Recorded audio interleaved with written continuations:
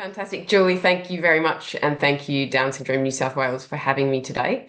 Um, so, today I'm going to talk about digestive health and Down syndrome.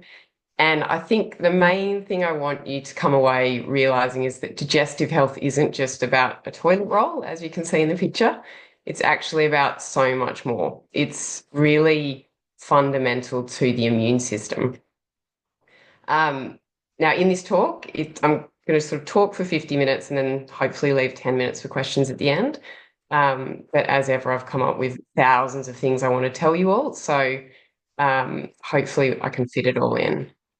Um, Before I start as well, just to reiterate, I am not a doctor. There are a lot of digestive complications that come with Down syndrome that are the territory of a doctor, a lot of structural differences at birth. So please consult your doctor, but everything I tell you, apply that over the top of what the doctor tells you. So just before we get started, I'm sure a few of you already know me, but I'm a nutritionist in Sydney CBD, where I mostly see men and women over the age of 40, but more recently, and particularly since the World Down Syndrome Conference last year, I've developed a bit of an interest in nutrition for Down syndrome. And I suppose a bit of a passion because I think there are so many small things we can all be doing that can make a huge difference. And hopefully through this talk, I'll explain to you making those small changes can be so fundamental to the immune system of people with Down syndrome. And we all know they're immune compromised. It is so, so important. Um, so with this growing interest in Down syndrome, I'm running 6 weeks programs for people with Down syndrome, and an education series for parents. There's another slide that's got more information on this, and I'll let you guys look at that later. And there's also now a brochure you can download from my website with all the information. But yeah, how did my interest in Down syndrome come from? This delightful little man called Michael on the right-hand side. He's wearing his brother's cricket kit. That's his favourite sport. He's a little physical demon, could run for 20, 30 kilometres. Lovely boy. And at the end, I'll talk to you a bit about his digestion and our experience. Please, Down syndrome families, book a 15-minute chat with me anytime. I'm here to answer questions. I want to help people. I think this is so important. Okay, so I'm not going to go through these, but these are the main things I'm running at the moment in Down syndrome. Come back to them afterwards. Julie will share the slides for you. So introduction. So the digestive system, I want to explain to you, it's more than just going to the toilet each day. Now, we tend to think of when we eat food, it's all about energy. We eat food, we get energy. That's the end of the story. But it's so far from the story. I think we just need to have a bit of a rethink about what food going into our mouth actually is. So food goes in, and then we've got this entire digestive system carrying out the most complicated little processes that we just don't give it credit for. The food's got to go in, it's got to get broken down. It's then got to go from the gut into the bloodstream. And how does all that happen? And then what about all the leftover stuff that still has to go through the large intestine and come out into the toilet bowl? How does that all work? What's going on there? And then the beauty of the digestive system is that every day, or maybe every second day, we get a report card. We get an indication of how things are going. And I'll go more into this Bristol stool chart, which is used to try and understand how the digestive system is working. But it's fantastic because we can actually see what is going on. So yes, food in equals energy, but food in also, it's what we're made of. Our body takes the bits of the food and it turns it into blood, or it turns it into bone. It also removes all the waste products and puts them into our wee or into our poo. It helps to make chemical messages that then go up to our brain and tell us how to feel, or hormone chemical messengers. And it also helps our body to fight off invaders. We eat food and the food goes into our body and we're able to fight off infections. The gut's role in fighting off invaders is particularly unique, okay? Because We don't really think about this, but the entire pipe from the mouth through to the anus is actually outside our body. Okay, so it's in theory, the lining of our digestive system is actually like our skin. Things that are inside out the tube between our mouth and our anus, they are actually outside our body. Okay, just like when I touch my skin, that is outside my body. So the digestive system is actually one of the it's our main interface with the outside world. Okay, that is where our body has to deal with the outside world. And it's actually way, way bigger than the skin. So if you were to iron out all the sort of crevices in your digestive system, it's 1,000 times bigger surface area than the surface area of your skin. And I think that's sort of an important message because we always think like if we put something onto our skin, we think, oh, is that going to be unhealthy or is it bad for my skin? But we think less about what we put into our body or into our mouth and whether that's going to be bad for us. And there are so many processed foods with weird and wonderful ingredients. And how often do we actually read the list of ingredients and think, what is that? And should I be putting that on my skin, so to speak? So the digestive system is this interface with the outside world. And for this reason, it makes sense that 70 to 90% of immune function sits in the digestive system. This is the point where stuff comes into our body and our body has to think about whether it's safe or not to let it inside the body. Okay, so it is a really important defense mechanism to protect our body from those things in the outside world. But what is increasingly emerging, and I'll talk about this at the end, is gut bacteria. So we have this ecosystem of bacteria that live in the large intestine of our gut. We'll come into this in more detail. But this ecosystem of bacteria is actually like a little training ground for our immune system. It's a point where our body sort of tests and trials and gets familiar with certain, say, bad things and teaches our body about them.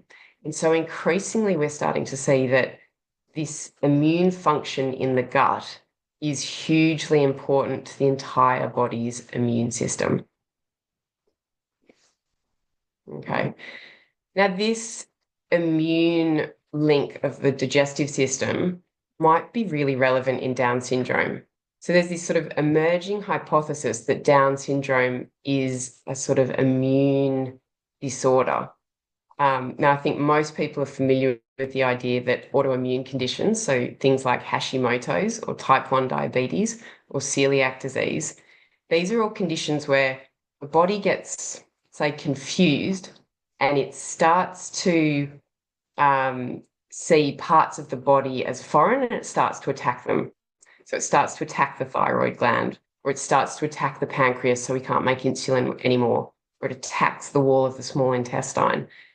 And these autoimmune conditions are a case of the immune system going a bit off kilter. It's stopping recognizing what it's bad and it's starting to recognize parts of itself and attack those parts of itself. And we see these autoimmune conditions much, much higher rate than we see in the normal population. So a rate of 4 to 6 times higher. So I think Hashimoto's, there's a prevalence of 13 to 34% in the Down syndrome population versus perhaps 3% in the normal population. And we see similar rates. So celiac disease is somewhere between 5 and 17% in Down syndrome, but it's only 1% or less in the normal population. So there is something about the immune system that isn't working quite right in Down syndrome. And we're also starting to see studies looking at the role of the immune system in Down syndrome.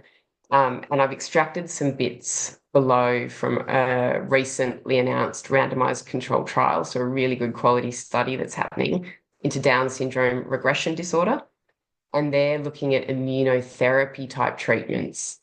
So the immune system is increasingly being seen as sort of key part of Down syndrome. And then the final point to mention is that digestive system digestive issues are really common in Down syndrome. So I think the rate is 77% in newborns or children with Down syndrome. So problems with the digestive system, really highly prevalent. So I put the loudspeakers there, if only to say the immune system, just summarizing, the immune system is really, really important in Down syndrome. We're starting to see more and more of this. And the immune system predominantly sits in the digestive system. This is our biggest interface with the outside world. This is where the immune system goes through its training. So making the health of the gut a top priority in Down syndrome makes a lot of sense. So in the talk today, it's broken down into 3 sections. First of all is basics of digestion. Second of all is what do we see in Down syndrome? And third of all, how can we strengthen the gut in Down syndrome to improve that immune system? Now, I'm not going to talk about congenital digestive issues. So when babies are born with Down syndrome, there's a much increased chance of getting things like sphincters not working, so the little sections of the digestive system not working properly. And they're so congenital. They're made incorrectly, or they haven't formed correctly. So I'm not going to talk about those. Those are very much the realm of doctors. And a lot of the assessments for these will happen through ultrasound scans during pregnancy or when baby is born. They'll be looking for all of these things because of the increased prevalence. What I'm going to talk to today is about acquired problems of the digestive system. And these are things that people with Down syndrome get possibly as a result of having Down syndrome. So using an example, many kids with Down syndrome are born and spend the first few weeks of their life in the NICU, in the special baby centres, and in there they receive all sorts of antibiotics. So from the outset, their digestive system is, let's say, damaged by the antibiotics. And so as a result of that, perhaps that is what causes them to go on and get digestive problems, let's just say constipation. So they're the things I'm going to talk about. Things where Down syndrome causes a child to be more likely to get things. And functional is something like constipation. So things that come from, that are occurring during life. I'm going to talk about strengthening the gut barrier. So with an immune lens, how can we strengthen that gut barrier to protect the immune system? And finally, I'm not going to talk about babies and digestive baby reflux and colic and things like that, because that is very much the realm of doctors, and it's important to investigate and look for those congenital problems. So that's essentially my introduction. And now I'm going to jump into the first bit, which is the basics of digestion. Right. So, and if anyone has a burning question, put their hand up, and Julie, if you could alert me. But yeah, only if it's a burning question. So digestion basics. What happens when we put food into our mouth? So I've sort of got the steps of it, and this is thinking a bit more than just food goes into the mouth. Let's think about what's actually happening here. So we put food into the mouth. There are 2 ways we break it down. We chomp mechanically. So we break it down physically, but also chemically. So saliva comes out. So we produce 700 ml to a litre of saliva every day. And that saliva has special stuff in it that breaks the food down. Okay, so mechanically break it down and chemically break it down. Mechanically, we chew. And the same thing happens in the stomach. The stomach throws the food around, it bounces from wall to wall, and it breaks it down physically. Chemically, our stomach releases loads of acids, hydrochloric acid, and that also breaks the food down even smaller. Then the food heads off to the small intestine, where it gets squirted with some more juices. And here it gets bile from the gallbladder, which sits next to the liver, that little green bit. And that squeezes out some, I'm going to say like dishwashing liquid. It really breaks down fats so that they become soluble.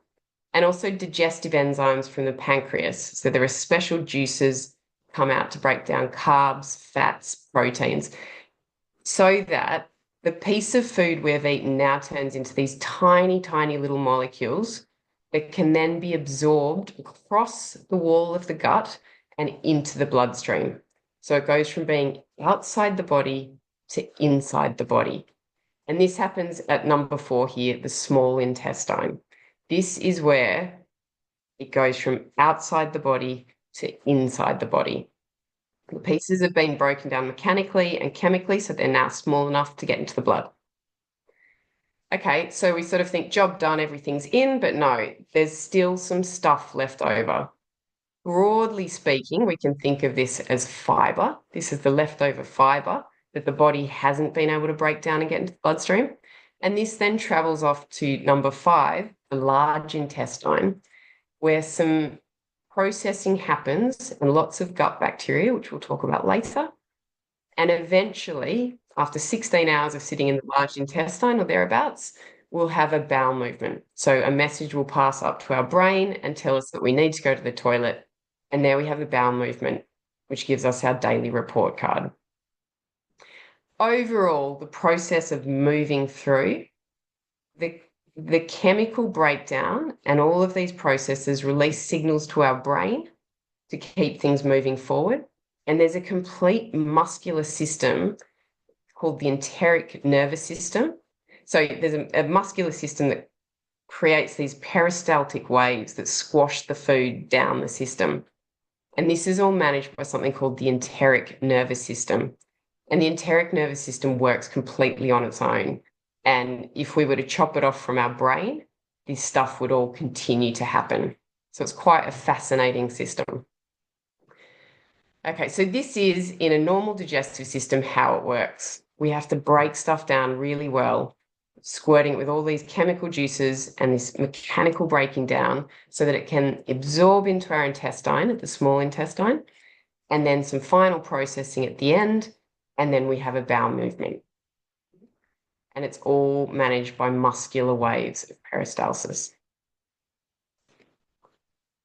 And at the end, what we want to see is a type 3 or a type 4. Now, typically, I would say we want to see a type 4 stool. That is what we could call normal. Now, this Bristol stool chart developed in 1997 essentially as a communication tool because no one really educates us on this stuff when we grow up. We sort of have to learn it. And so a type 4 stool is what it should look like every day. And I've circled 3 as well because in Down syndrome, there's this significant tendency to constipation. And so I think a type 3 stool in Down syndrome is also in the realms of normal. Okay, so that's a quick counter through digestion. I'm going to say normal digestion or digestion in a non-Down syndrome person. What do we see in Down syndrome? Okay. So I don't think this will come as a surprise. The mouth. We see, and I've taken these words from studies, anatomical dysfunction, one-sided chewing, low tone, the tongue doesn't move properly, difficulty swallowing. There's all sorts of troubles in that mouth, which we all know about, and they are going to impact the mechanical breakdown of food. Okay, what's the problem with this? We're going to have, I'll go into that later. Okay, but fundamentally, the mouth is not chewing as well as we would want it to for optimal digestion. Okay, second of all, the stomach. Same thing, this low tone pervades everything. It doesn't break it down as well because the muscles are weaker. And then the stomach acids doesn't seem to be a link with Down syndrome, but this accelerated aging process may cause the stomach acid to be weaker. Then 3, the digestive juices. We know that there's an increased risk of gallstones, so that bile, that dishwashing liquid that breaks down the fats, it's not as doesn't come out and squeeze into the digestive system as well. Okay, then the small intestine. Remember, so now the food's broken down into these tiny bits. The small intestine's where it goes through into the bloodstream. In really good news, there's no evidence in differences of nutrient absorption.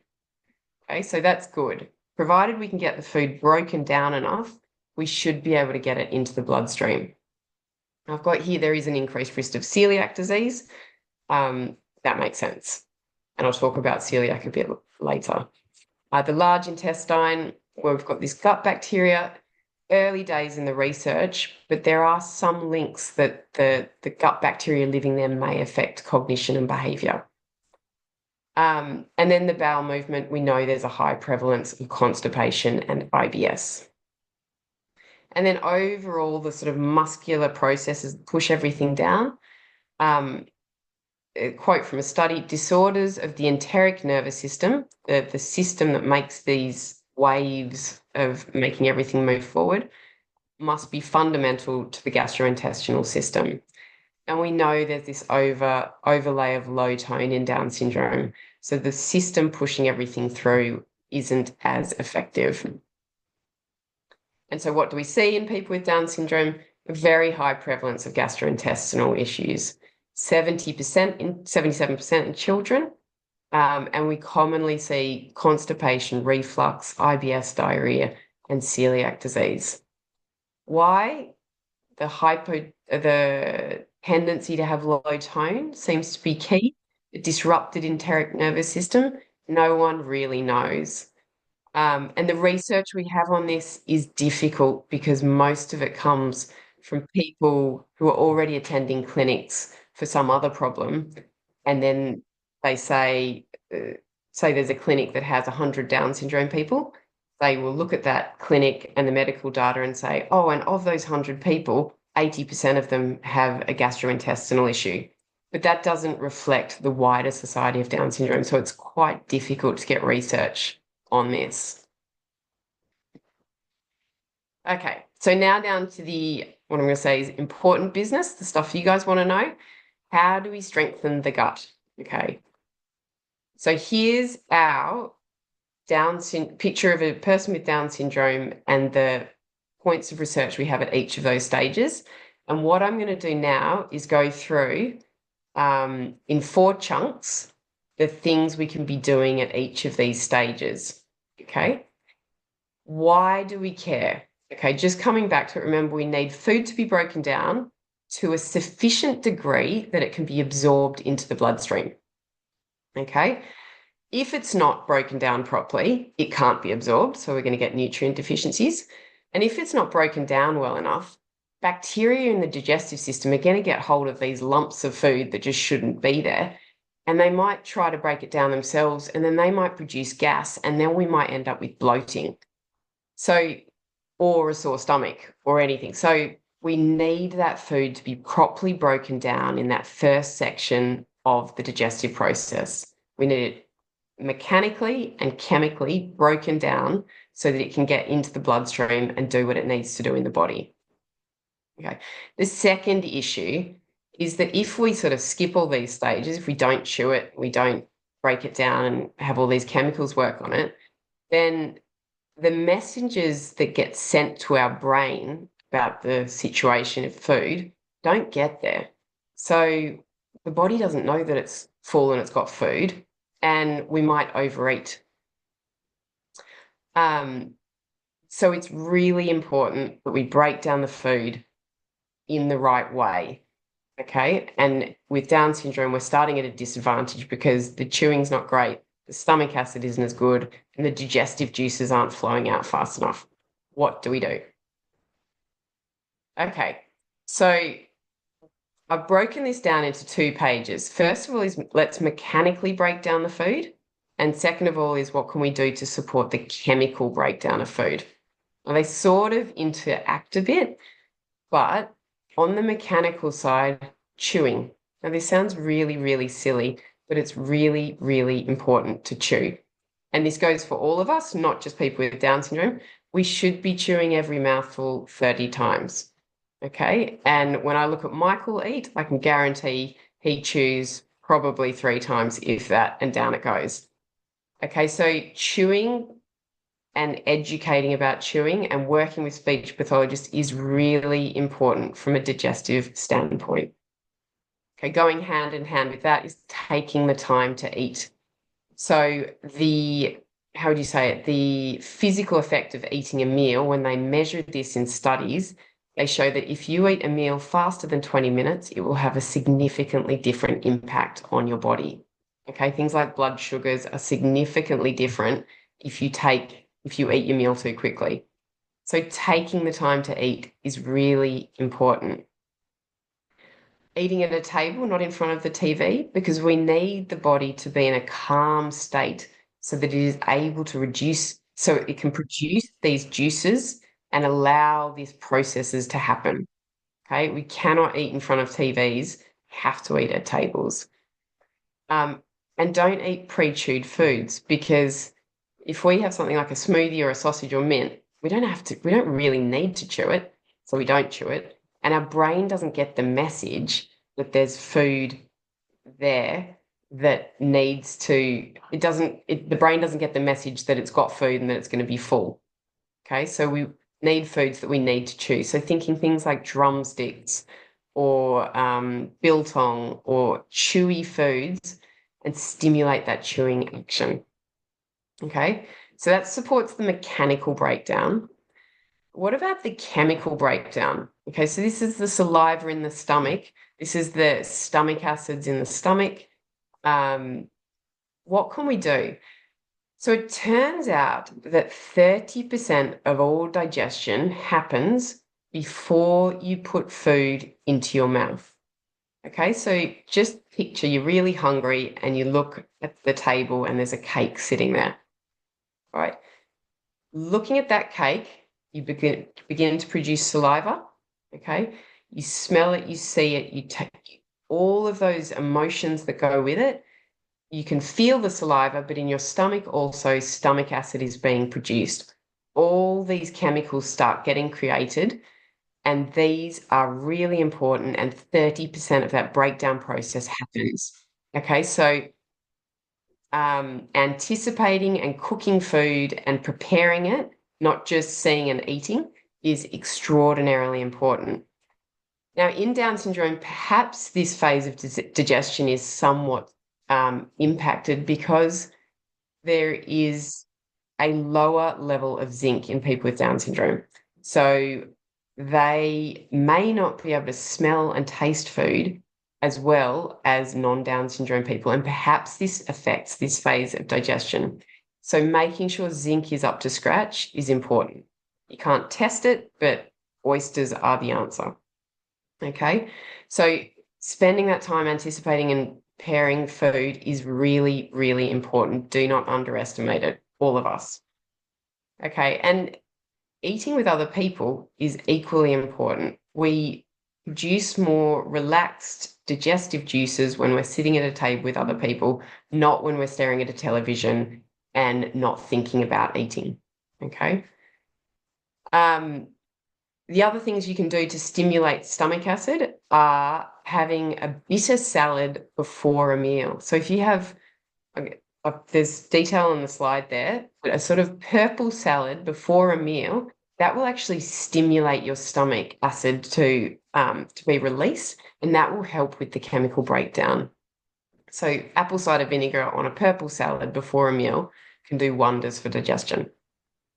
The other one is a teaspoon of turmeric a day. So there is a study that shows that if you have a teaspoon of turmeric, it increases remember that little green gallbladder? It squirts out the bile juice, the dishwashing liquid. If you have a teaspoon of turmeric each day, it squirts that out at a greater rate, and that will help to break down fats better. Okay, so that will help produce these juices that will help to break down the food chemically, that will help it to get into the body. So there we go. This page has a summary of all the things you can do to support that mechanical and chemical breakdown of foods. Okay, but it's about respecting food. And it sounds really silly, but it is 30% of the digestive process is about sitting down, looking at it, enjoying it, pray before a meal, breathe before a meal, whatever you do, respecting food has tangible, real, researched, proven benefits for health and for the digestive system. So the next part of the digestive process that we can support in Down syndrome is the small intestine. Okay, so the best news here is that provided we've broken food down to these little bits so that it can be absorbed into the bloodstream, it doesn't seem that Down syndrome has any differences in the ability to get it across the gut wall and into the blood. But there is an increased risk of celiac disease. So what can we do at this level? Well, it looks like we're okay, but we can watch out for nutrient deficiencies. We can test some of them with the GP, and I would encourage people to make sure these blood tests, so iron, vitamin D, B12, folate, and osteoporosis, get checked with their GP because they are real measures that we can rely on. All other nutrient testing is somewhat sketchy and not reliable. So watching for things like poor wound healing, fatigue, mouth sores, poor condition of hair and nails, they're the things that show us, or, mouth sores. They really show nutrient deficiencies. They suggest that things aren't getting across the gut wall in that small intestine bit. So test where you can if you're doing regular screening. And what about celiac disease? Well, as I said, it affects Down syndrome people significantly more than the general population. Prevalence is 1 in 134 for the normal population, but in Down syndrome, it seems to be 4 to 17 out of 100 people. So it's much, much higher, but studies, there's quite a variable range there. What celiac disease does is it damages, see these in the picture, there's these little fingers. Okay, and these are in the small intestine. They're the absorptive surfaces. So they're the point where the nutrients, these broken down bits of food, cross the cell wall and hop into the bloodstream. Now, when you've got celiac disease, your body starts to destroy these little absorptive surfaces and they just go flat. Okay, and so food or nutrients can't get absorbed into the bloodstream. And so what happens is if people stop eating gluten, the damage stops and the little absorptive surfaces come back and nutrients can get across. Now, interestingly, celiac disease is the only autoimmune condition that can actually be, say, cured, because it can be cured by a gluten-free diet. A question I often get is, well, should a person with Down syndrome have a gluten-free diet? There will be people on both sides of the fence here. I would argue, so gluten is this big, nasty molecule that bumbles its way down through the digestive system. It's sort of quite large and bulky and it knocks everything along in its way. So yeah, it could do damage. But if you go into the digestive system of someone who doesn't have celiac disease, there's no damage. So these absorptive surfaces are still working. So arguably, no, a gluten-free diet is not essential. But I could spend hours talking about that. What I would say is if you've got celiac disease, 100% must be gluten-free and not a drop of gluten. If you don't have celiac disease, it's a debate that we could spend a few hours on. Okay, so in that small intestine section, the main thing we can do for people with Down syndrome is test and watch for nutrient deficiencies, because that is where the stuff transfers across the blood.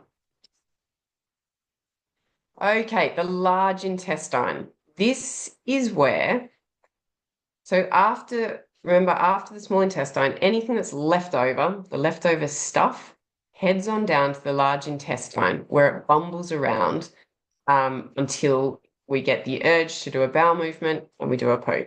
Okay, so the large intestine, in the last 20 years, this has turned into a hot topic because this is where a colony or an ecosystem of bacteria live.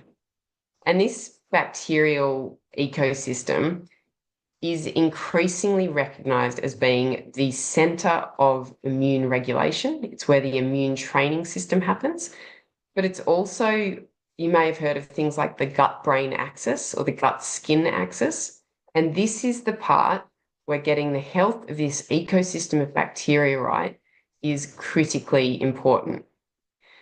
Now, in Down syndrome, so I suppose, what is the microbiome? How does it form? So when we're born, so when we're in our mum's stomach, we do not have any bacteria, sort of enclosed in this nice little cocoon. But when we come out, from the second we come out, we start getting populated by bacteria. Now, this could be a hospital cesarean section birth, in which case the bacteria we start colonizing with isn't as great as if it were the bacteria of our mum and coming through the vaginal canal and passing near to the anus where there are little remnants of stool, okay, and this is how children can inherit, in a perfect vaginal birth, this is how children inherit their parents' gut bacterial signature. This bacteria in the gut, it grows for about 3 years, and that's thought to be what you then have for life, but it is still manipulatable and is still very much under our control. Now, this gut bacteria is significantly impacted by antibiotics. Okay, so every time we take antibiotics, we kill the bad bacteria that are making us sick, but we also kill a lot of the good bacteria in this large intestine. And so what can we do to make it stronger? Okay. And I probably should add, this is the training ground for the immune system. This gut bacteria sits in our large intestine and it lines the wall of the digestive system. And it's here that these gut bacteria send little messages into the body saying, this is a good thing, this is a bad thing. So teaching that gut bacteria what is good and bad and making sure it's a healthy place is really important for the immune system. Okay. So there's nothing special that we can do for the gut microbiome of people with Down syndrome. The research is very limited. There's only 3 studies looking at the gut digestive systems in Down syndrome. And they've found some findings, but nothing that I would hang my hat on. So for people with Down syndrome, we want to look after this gut microbiome in the same way that we look after everyone's gut. And what is that? So the magic number is thought to be 30 different fruits and vegetables every week. Now, a lot of people say, oh, that's a lot. That does include herbs and spices. And the key here is variety. Different bacteria flourish on different foods. And so a small amount of something different every time makes a huge difference. Okay. If my top tip here would be, next time you're at the supermarket, find something that you don't usually buy it and try it. And that will raise the diversity and quality of this gut bacteria ecosystem tenfold. Okay. Doesn't have to be much, but try it and something different. The other thing to do is to avoid sugars and refined carbohydrates. And this is white bread. So sugars, that's table sugar, and refined carbohydrates, that's things like white bread, pasta, white rice, all the sort of beige white foods, muffins, cakes, biscuits. And the reason for that is because the bad bacteria in this gut bacteria ecosystem, they thrive on these simple sugars and they gobble them up and produce gas as a byproduct. And that gas then causes stomachs to be unhappy and it causes bloating. And it also, sort of in a simplistic explanation, it creates gas that then pushes back up the system and is unhelpful if we want food to be moving through the digestive system, because we've got that low tone that's stopping the forward movement of food. We need everything we can do to be moving things forward. So we don't want this gas being produced from simple sugars. Regular probiotic foods. Okay, so this is often called the 4Ks: kefir, kimchi, kraut, sauerkraut, and kombucha. They are all probiotic foods, and we should all be having at least 1 small serve of these every day. Yogurt is also included. Okay, but the other 4 are much more potent sources of probiotics. Now, kefir, kimchi, kraut, kombucha, they're all slightly acquired tastes, but if you are buying them and having them, please make sure you buy them from a fridge. If you buy them from the supermarket aisle, it means they don't have live bacteria. They've been sterilized and there is no live bacteria left in them, so they are no longer probiotic. They're just nice tasting foods that don't have the value anymore. So probiotics must be bought from a fridge. Okay. The other thing to watch out for is artificial sweeteners. Okay, artificial sweeteners are known to disrupt the gut bacteria, and artificial sweeteners are found in pretty much every kombucha drink that exists on the supermarket shelf. Okay, so if you're going to buy kombucha, please look for it in the fridge. And I haven't included this here, but the brand, I'll get Julie to put it in notes. The brand to buy that is available at Woolworths is called Jiva. It's the only kombucha I've found that doesn't have artificial sweeteners. Okay, and it's a real bugbear of mine that healthy foods are messed with and then promoted as being healthy. Probiotics, people have probably also heard of supplements of probiotics. And yes, you can take them. And yes, I would recommend taking them after a bout or a course of antibiotics. But the thing is, probiotics, they come in, they populate the gut, and then we do a stool and they leave the gut. They have a transient effect. Okay, we need to be having probiotic foods regularly.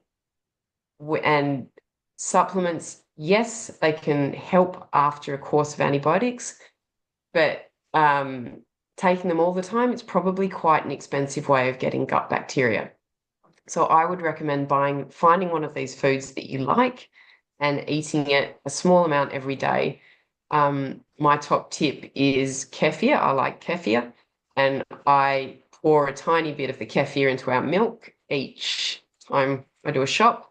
And that way the kids are getting a little bit of kefir every day. They don't know it's there. Happy days. Michael, by chance, loves kefir, so it's not a problem, but that's just a simple way of practically getting a regular supply of probiotic foods into my family. What about prebiotic foods? So prebiotic is actually fruits and vegetables that feed the bacteria. So probiotics put the bacteria into the gut. Prebiotic foods feed the gut while they're living there. So they're actually more important. Okay, so probiotics is sort of like populating your bacteria. Prebiotics is actually feeding that bacteria so that it thrives. Now, along the bottom there, this coloured bar, they're all different types of prebiotics, and they're all needed for different things in different situations. It's significantly more complicated, but my advice as a starting point is to try these foods here: onion, leek, garlic, artichoke, chicory root, asparagus. They're all highly prebiotic and very good for the gut bacteria. If those foods make your digestion less happy, then perhaps there's something else going on that needs to be addressed. For a starting point, trying to get a little bit of those foods in every day would be a very good idea. The other 2 points: artificial sweeteners, avoid, avoid, avoid. If something tastes sweet, if it says no sugar, if it says 0, it has artificial sweeteners, and these are definitely disruptive to the gut microbiome and best avoided. And those kombucha brands there, avoid. They are full of artificial sweeteners. They are not kombucha. And as I said, supplements, there is a time and a place for supplements. 100% yes, after antibiotics. Constantly, I don't know. I think it gets a bit expensive. Targeted use of them, yes, but it needs to be very specific. Okay, and the last section, or the last way that we can support people with Down syndrome, is supporting this overall motility of the system. And I don't think it'll come as a surprise to people that we're going to be talking about constipation, because people with Down syndrome seem to just have this slower gut picture, and it's difficult to get things moving. So and I suppose the overarching message, if constipation is present, prevent it or treat it, but don't keep it. because constipation, it blocks the system and puts all the upward pressure back on the higher levels of digestion, bloating, uncomfortable, but the whole digestive system gets out of whack. So we need to keep things moving forward through the digestive system. And what do? I don't think these are going to surprise people. Fiber and water, they are mission critical. And I'm going to give some tips on those two. The third one, gaps between eating, the migratory motor complex. I think this is one of the most powerful things. I didn't know how to put it into the slide, so it's going to come up later, but having a gap of 4 to 5 hours between a meal, if possible, or maybe it's 3 hours, but not snacking all the time, may be one of the most powerful things in a healthy digestive system. And then everything else we've already talked about, chewing, chemicals, helping those chemicals to be released, they will all help with preventing constipation. Lifestyle stuff, pooing on a regular schedule really helps. Squatty potties, that little step, being in the right position to poo. And I would highly encourage people to read this book here, which is referenced in a later slide. Simple things, like a squatty potty, put the digestive tract in the right direction. They will help with constipation. Exercise, there's actually sort of on the fence about whether it helps, but exercise is always good. Or constipation, treat it. Go and talk to your doctor and treat it, but don't let constipation lag. And constipation, it's rabbit poos, those little ones, the type 1 up the top, or it's type 2, really lumpy stools that are hard to pass. Okay. Fiber, we're meant to have 30 grams per day. Now, I've just put some common foods, common healthy foods here, and it's really challenging. That is not easy to get 30 grams in a day. You'd have to eat a lot of food, okay? But it means that everything you eat has to count when it comes to fiber. Now, I've pulled out this one, 3 grams a slice in this Wonder White bread. Processed foods have the fiber added back in. It's not what I'm going to call real fiber, so it may not have the same benefits. So yes, you may get up to your 30 grams a day having added fiber foods, but it's not real fiber, and question mark whether it's as beneficial. So looking to the other things, the real foods, may be more important. And also, what's so special about prunes? Because they don't seem to have that much more fiber than everything else. Why do doctors recommend it? So prunes actually have an alcohol in them called sorbitol. It's a polyol alcohol. Anyway, sorbitol is sort of like a laxative, and prunes just have it naturally. So it's not the fiber in prunes that makes them improve digestion or release constipation. It's actually this sorbitol. And my problem with using prune juice or excessive amounts of prunes is that they have a lot of sugar in them. Now, a person with Down syndrome should have between 20 and 40 grams per day of sugar. I would argue the lower end, it should be 20 grams per day. So this, I haven't put the amount, these amounts are for 250 mils. So looking at the prune juice, 3 grams of fiber, 250 ml glass, that's just a regular glass of prune juice, that has 25 grams of sugar. It's more sugar than someone should have in a day. So using prune juice is great if it relieves constipation, but question mark if that is the best way to do it, because it is a lot of sugar, and sugar is not good for people with Down syndrome. But I'm not going to leave you with that. I'm going to give you a solution. This stuff, psyllium husk. So if you've ever heard of Metamucil, it's actually made with psyllium husk. Psyllium husk is this little plant here, and the seeds of that plant, the outer fiber of it, it's about 25% of that little plant is this stuff called psyllium husk. You can buy it at all the supermarkets. Totally tasteless, a little bit like husky, but what it does is it absorbs water into it, and it becomes a sort of soluble ball of gel. And I would encourage you to get some psyllium husk and water and rub the two together and see the ball that forms. It's very weird stuff. But 1 teaspoon of this tasteless stuff has 4 grams of fiber. So that's really, really powerful. And that is why Metamucil uses it to provide fiber. The only catch with it, and so I'm going to give you some recipes that use psyllium. This is I'd say the most powerful way to get fiber into a diet, and this is how we've always managed Michael's constipation or slower gut. You must have water when you have it. So make sure water is somehow included in the food around psyllium. Otherwise, it gets knotted up in the guts and is very uncomfortable. Just be cautious of the orange Metamucil. It's full of artificial sweeteners. The tablets are better, but I would argue just use it in your cooking. Now, I'm definitely close to time, so I'm going to leave you guys to read this. These are some alternatives that are not as fibrous, but good alternatives with other benefits in them. Flax seeds, linseeds, and chia seeds. So have a look at them. And here are some recipes that I will put on my website after this that I think are great ways to get these really high fiber foods into diet without making them obvious or awful. And as I said, I think this is the most important thing. It shouldn't be the last slide on this talk, but the migrating motor complex.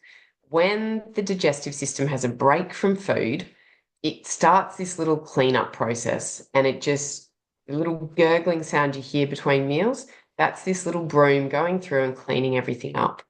And that, I think, is key to a healthy gut.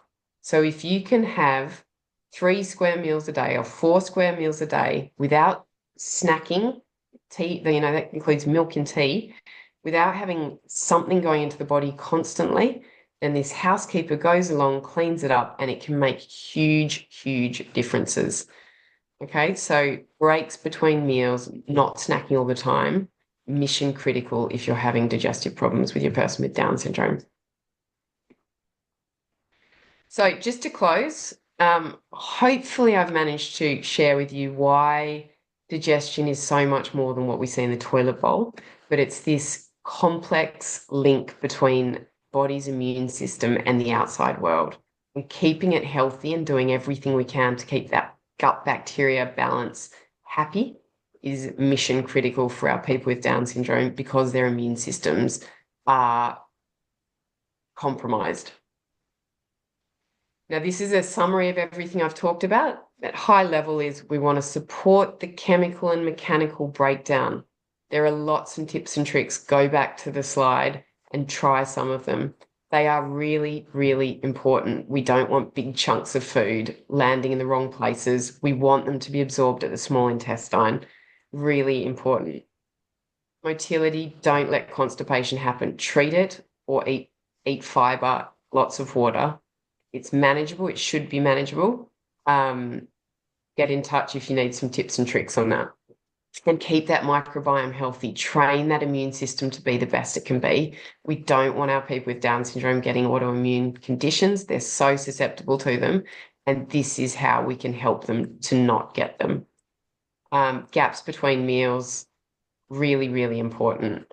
Avoid artificial sweeteners. Other things, screen for celiac disease in your annual checks, and those vitamins. Just get an idea of where nutrients are up to. Know if that system's working properly. Exercise, exercise, exercise. It just goes without saying. And teeth brushing. In doing this research, I've come across stuff that just says at the top of the digestive tract, the teeth being dirty and unhealthy hygiene is really important. So please brush teeth. This is probably more for the younger Down syndrome families. Role modeling. Do these things yourself, and your person with Down syndrome will follow. If Michael's anything to go by, he copies everything, including taking a carrot from the fridge like his siblings and munching on a carrot, a whole carrot. I don't think I've got time to go through my experience with Michael, but what I would say is he started life with the world's worst gut after a C-section, premature birth, and 9 weeks in hospital. He was fully breastfed. He didn't poo once for 3 weeks when he was 3 months. We didn't know he had Down syndrome. No one could answer it. Did all these tests. The doctor wanted to give him antibiotics, and I said, no, he's going to eat a good diet, and he's never particularly needed all these fiber things that the doctors are keen to give him. Um, the main things we've done, his psyllium and fruits and vegetables are top priority. We've used a potty and a toilet to get that a squatty potty sort of angle, and we do it regularly. We put him on the toilet every evening after dinner, and he pooed in the toilet from 12 months, give or take. And now he doesn't take anything particularly, but we do have kefir daily. These are awesome books. I'd really recommend them, particularly Gut by Julia Enders. It's just fantastic descriptions of the digestive process. And what else? Get in touch if you've got any questions. I feel like I've cantered through this at pace, so I'm sorry. Um, if you're interested in doing any of these programs for people with Down syndrome, or for parents and carers, the details are on the next slide. Or you can follow me on Instagram and Facebook, or I have a Down syndrome page on my website, which is bottom right there. And there you can get all this information. I keep that updated. These are the programs I'm running. There's one for young people with Down syndrome, starting in a couple of weeks.